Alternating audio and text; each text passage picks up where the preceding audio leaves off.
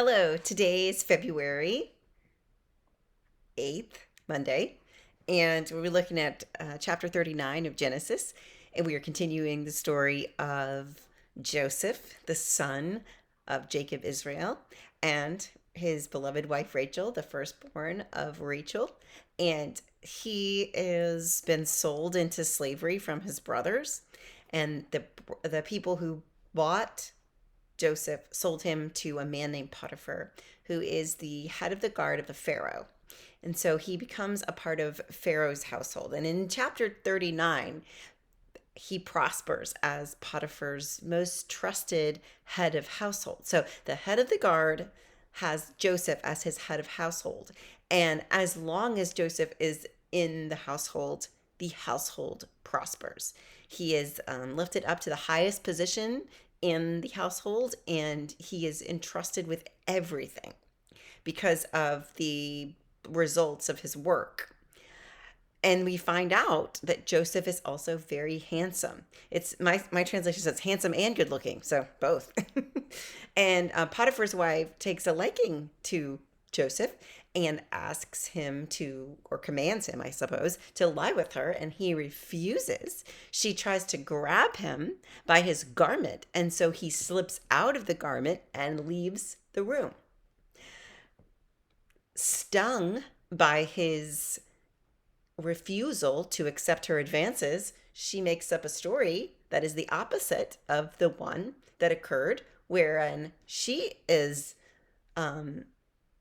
the he is the one who desires a relationship with her, and when she refused, he escapes without his clothes. That's what she said. And so she told that to her husband, and Joseph is convicted of trying to fraternize with the wife, and he is sent to prison, where, of course, the Lord is also with him, and he prospers in prison. And the head of the prison puts Joseph in charge of all the prisoners. So anywhere that Joseph goes, he is successful. It doesn't matter. He gets thrown into a pit, he gets sold into Egypt, and he lives a better life than he did under his father's roof. And then he makes life for everyone around him better as well. So that's really the pattern of Joseph's life thus far. And what we see here is that the writer of Genesis mentions every time that the Lord is with Joseph.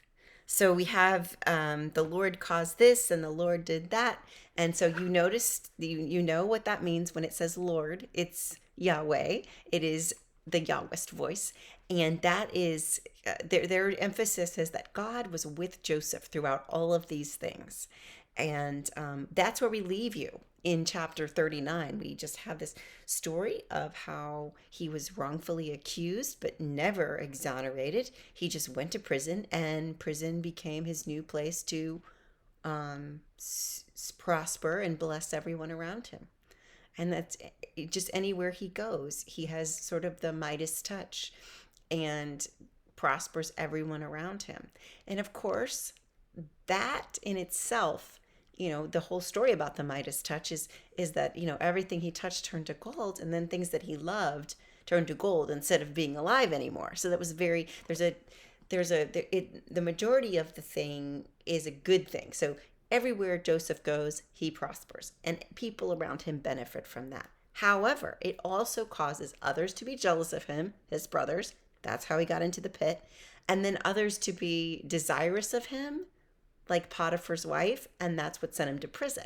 So he has this, there is a pitfall to everything. Everything has another side to it. And that's what we're experiencing with the story of Joseph and Potiphar's wife.